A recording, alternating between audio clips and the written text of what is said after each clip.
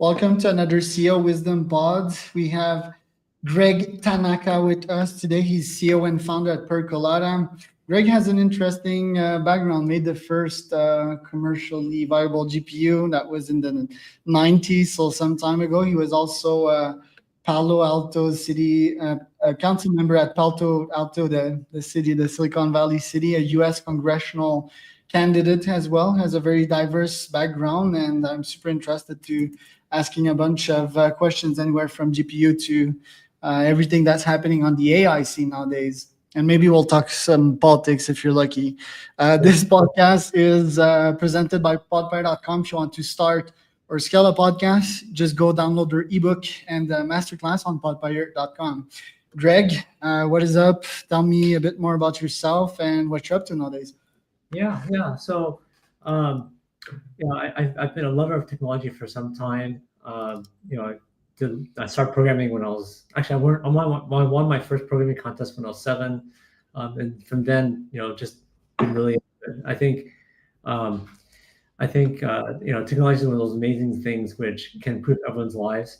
So, did a bunch of software, a bunch of hardware, did a bunch of held a variety of different careers, dabbled in politics, lots of startups, and now I'm really into AI. So it's exciting time. I think probably of all the different technological revolutions, I think AI is probably the biggest one. It's probably the most exciting and most impactful one. Yeah, for sure. I agree with that. I'm just curious, why did you take a turn to politics from engineering to politics? It might seem natural in Palo Alto, right? But what happened there? It's not natural. No, what happened was there. So in 2016, the mayor of Palo Alto at the time, he wanted to ban software development. So he wanted to make it illegal to do coding.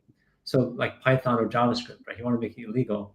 And the reason why was because he felt there's too much traffic and parking problems in Palo Alto. So he wanted to drive out the tech companies. And as it turns out, Palo Alto, it's a very old city. It's like 125 years old, and they have a lot of uses like retail, laundry, restaurants, stuff like that. And software development is too new, right? Because it only came around like 50 years ago, and so it wasn't technically allowed use. Even though this is where Google started and Facebook started and HP and all these amazing companies, but technically it wasn't legal. So he was trying to use the fact that it's not legal to kind of drive out the tech companies. And so for me, I'm running a software startup. I'm like, what the hell? I think software is good. I think technology is good. I think this is the lifeblood of the city. It's the lifeblood of Silicon Valley. It's what makes America amazing. And so that's why I ran for city council, and I won. And the very first thing I did was legalize software, because I'm a huge believer in technology. I think technology in general makes the world better. Very interesting. I didn't know that the mayor tried to stop coding. That's quite ridiculous. But nowadays, I think we see a lot of these ridiculous propositions, right? So I guess it's part of the political circus. Yeah, I mean, that's actually why I ran for Congress. Was the mayor at the time? I mean, not the mayor, the congressperson at the time. She's like 80 something years old, and she wants to ban AI. She wants to make it illegal to do AI. And I'm like, what the hell, right? So that's why I ran. I'm in politics not so much for the role, but more to try to get certain things done. Right. Interesting. Now, tell me the first time that you've gone into business, that you founded your business. Was that Pika or was that before this? Oh no, that was Percolata. So Percolata, initially we started with technology. I got to know a lot about computer vision and imaging and stuff like that. And so we started with technology. We had this kind of computer vision technology that can count people and some pretty neat computer vision type things. And so we were looking for an application, and that's how I got into retail. So it was more of a hammer looking for a nail.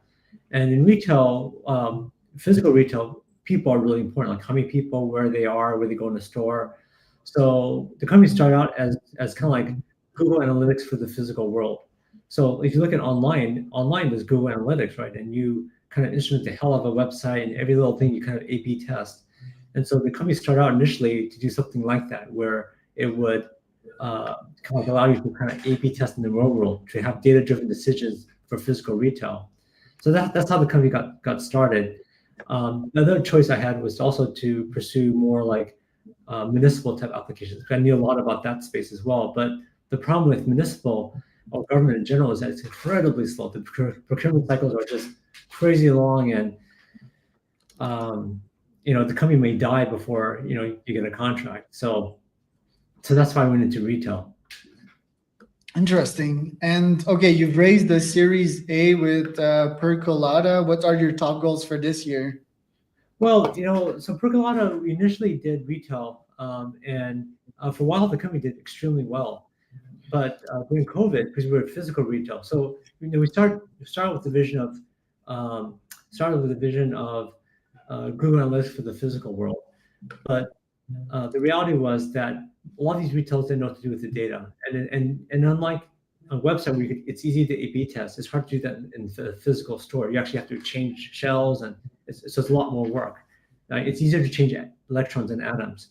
So that was a pivot to Pika, because during COVID, what happened was pretty much all the retailers shut down, right? So basically during COVID, I'm not sure if you remember, but what happened was a lot of the social distancing, and so retail stores were shut down, or they couldn't, they were at minimum staffing. The value that Percolata provided was basically optimizing the sales staff. But if the stores were shut down, or you're at minimum staffing, you don't need to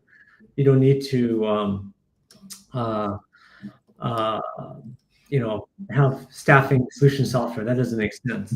So that was a pivot into Pika. So basically using some of the predictive technology, because what we did at the end was we still did computer vision, but really what we were doing was we were using the counts of people to figure out how to optimize the staffing, how to have the right mix and right number of people at the right time.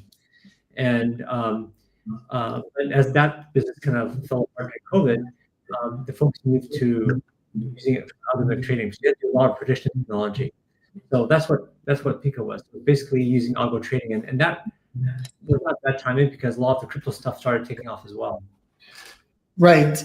And what are you seeing in the Silicon Valley since the AI revolution started? I think officially when ChatGPT became an actual thing. Yeah. I mean, I've been following it for a while. I mean, I started using GPT-2 back when it was open source, and it's kind of like, ChatGPT was for the general public was kind of a big deal, but I've been following BERTs and like all these other models that came before it. So it's been kind of gradual, although right now it has a lot more focus, a lot more hype. But the LLMs today are so capable, right? I mean, you look at like DeepSeek R1, the new LLMs that came out, they're so capable and so inexpensive. And so there's a true revolution in terms of all the sci-fi programs you watched in the past of what computers could do are finally here. And so it's a really exciting time. I think it's opening up a whole bunch of new applications that couldn't exist before. And with Percolata, like, is it your own LLM? Like, what's on the back end AI wise there? No. So pretty much we're just using off-the-shelf stuff. I mean, I think to do your own LLM, you need a tremendous amount of capital. So what you're seeing is that, like you saw Project Stargate the other day, $500 billion, right? So there's only a handful of entities that can have their own real foundation models. A lot of people will fine tune, but to have your own foundation model is pretty hard right now. I mean, it's kind of moved out of the startup realm into the people with hundreds of billions of dollars. And what do you think about Stargate? I mean, OpenAI is greatly gonna benefit from that, and then Elon stepped in, was like, "There's not been that much secured." Seems like, like politics is blurring lines nowadays. Like everyone is saying something. Do you think it's an actual good thing, or do you think it's just gonna slow down the progress of AI? I mean, if I compare like last year to this year, I think it's really great because I looked at all the executive orders. I think it's really great that competition in AI is really being encouraged. A lot of the regulations that would have kept America behind in AI is being removed. Because if you look at the DeepSeek model from China, it's almost as good as O1, and they did it for a fraction of the cost. They did it for like $6 million, and it's a real arms race. And if our country doesn't keep up, we'll lose our technology edge, right? And I think what keeps this country and the world safe actually is that America has this kind of advantage technology-wise. But if we regulate ourselves so that we're behind, I think that's a serious national security issue. I think it's a big issue in terms of our economy. I think it's a big issue in terms of our health, right? I mean, I think AI. If you look at some of the stuff from Google, right? Some of the AlphaFold, some of the medical improvements, you know, there's a really good chance now with this kind of technology we could cure cancer, we could cure all these, we could cure aging, we cure all these kind of things that we've been suffering from since the dawn of humanity. And so I'm really excited about it. I'm really excited that this kind of level of competition. Elon Musk did like 100 billion or whatever for his or 100,000. He did 100,000 GPUs, and this is going to be even more. So I think this intense competition is great because what it means is that us as consumers, we all win, right? We all win by having better healthcare, by having more intelligence, by being able to have more. It's in general, I think the policies to really encourage this kind of level of competition is great. Now, it's probably not great for the competitors because they're all like a bloodbath, right? But I think it's great because you watch the prices of these LLMs and they've been falling like a rock. And it's because of the intense level of competition, the fact that everyone's investing in it. And so the fact that the government is really encouraging it, trying to make sure that, things like enough power plants is not going to be a barrier. I think that's really important because I think in China, they see this as a national priority. So they're going to invest like crazy in it. And if we don't, our country's going to fall behind. Right. And it's like technical questions. Where does this money come from? How is it going to be separated fairly?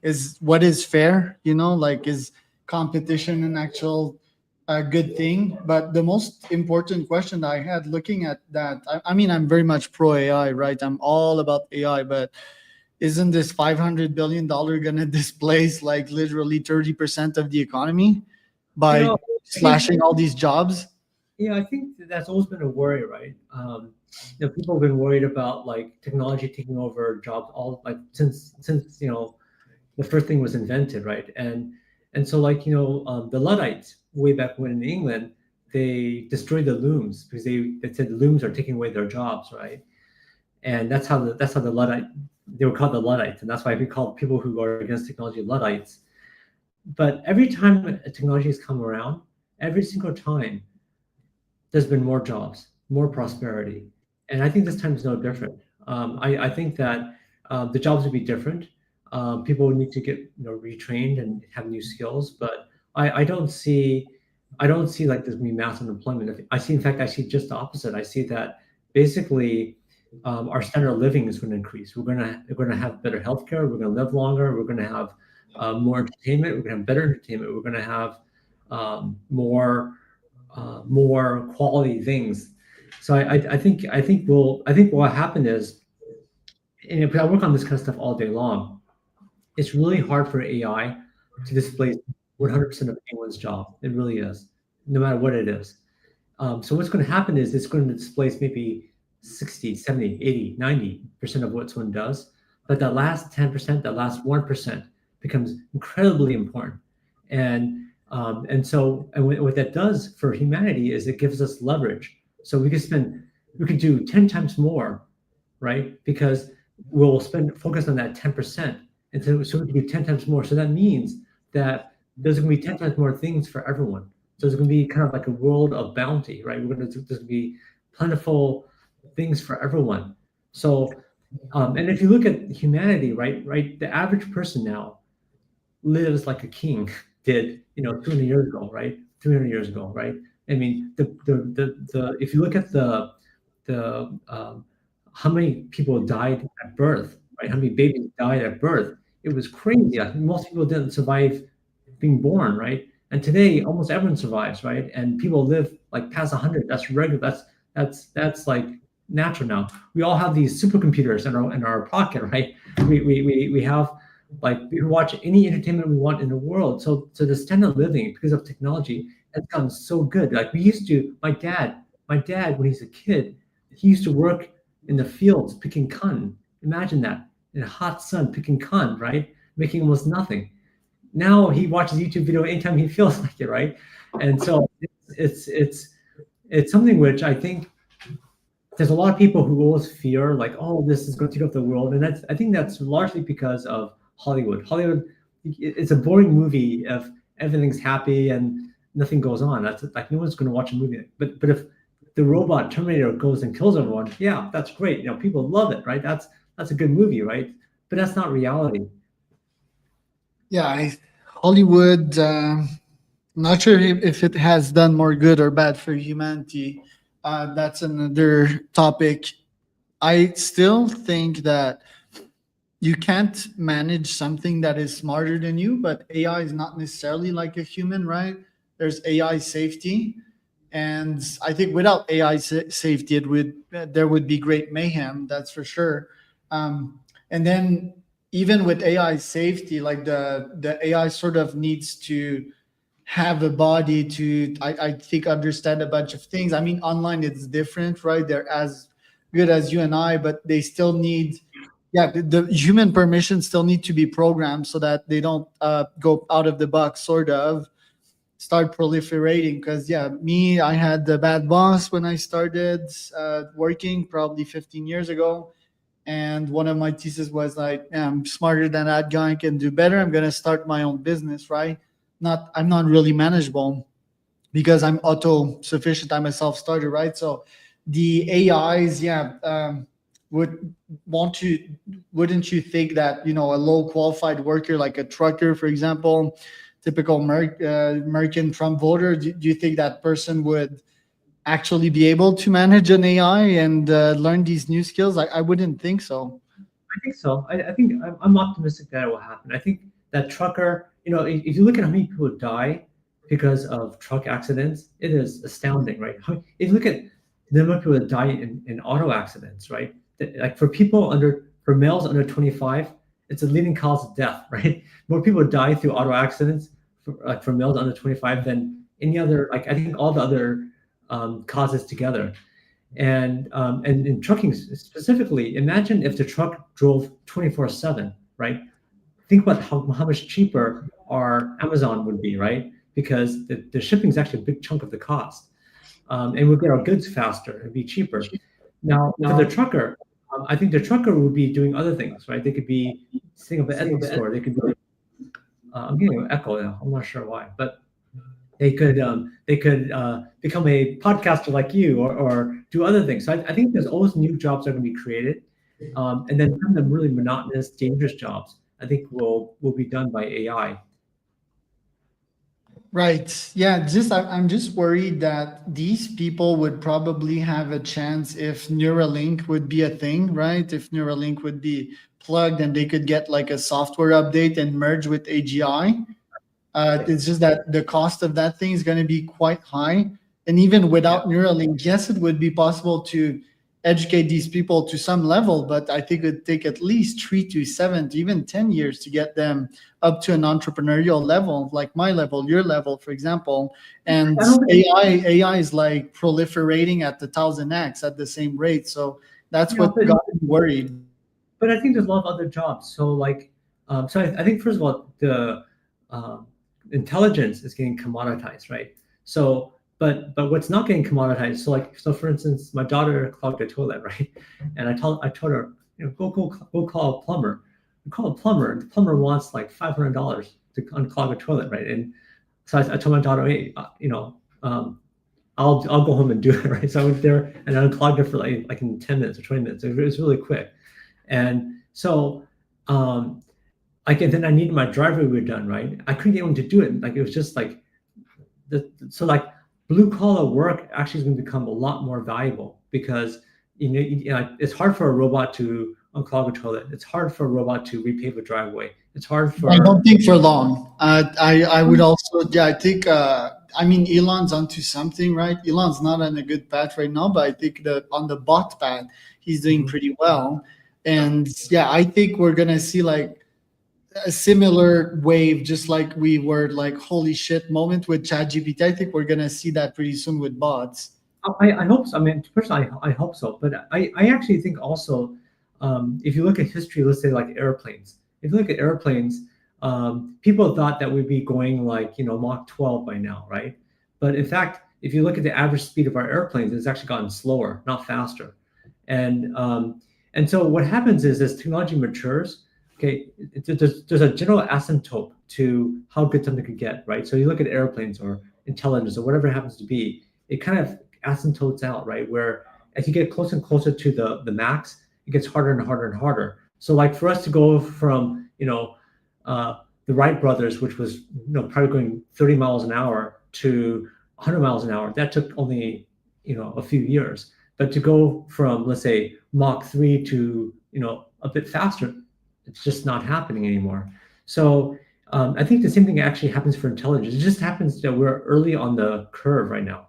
And so things are progressing very quickly. But as time goes on, it's going to get harder. That last few percentage points gets to be harder and harder and harder.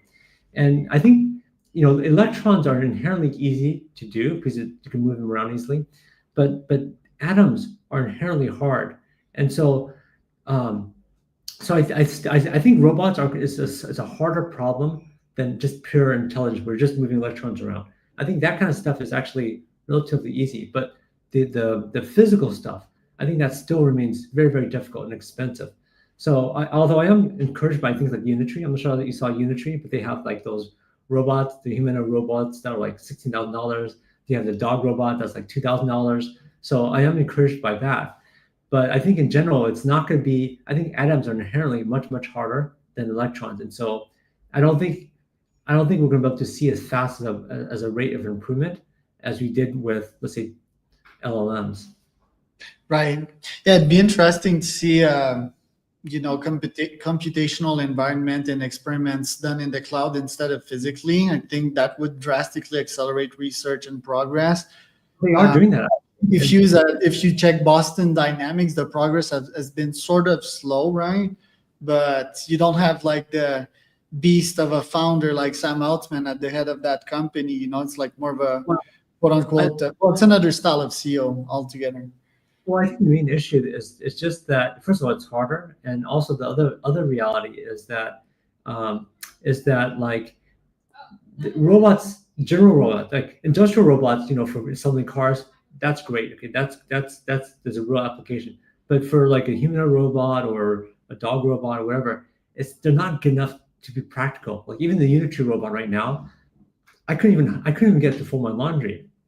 I couldn't get it to do almost any task. Any task I wanted to do. I mean, maybe I could get it to take out the garbage, maybe, but I'm not sure how strong it is, right? But it's like the robots are not good enough, and without that kind of volume, without being like good enough to do something, you don't get the volume, you don't get the cost reduction. So we're still not quite there yet with robots, where it's good enough to do anything that's practical, right? I mean, it's better to go hire someone to do almost anything physical right now because it's just not even got to a human level. Yeah, and what's been fascinating about ChatGPT is that it's so great at so many things at this stage. At first, it was good, right? At first it was bad, then it was good, then it was great.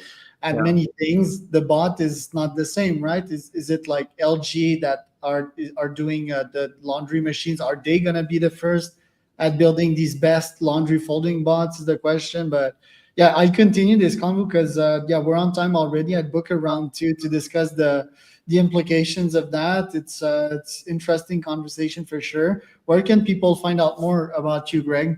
Yeah, go on Twitter. So just Greg Tanaka on Twitter. So Greg Tanaka, one word on Twitter. And yeah, I very focused on AI. So I follow a lot of AI things. I talk about a lot of AI things. So yeah, just follow me there. Greg Tanaka and Charles Cormier.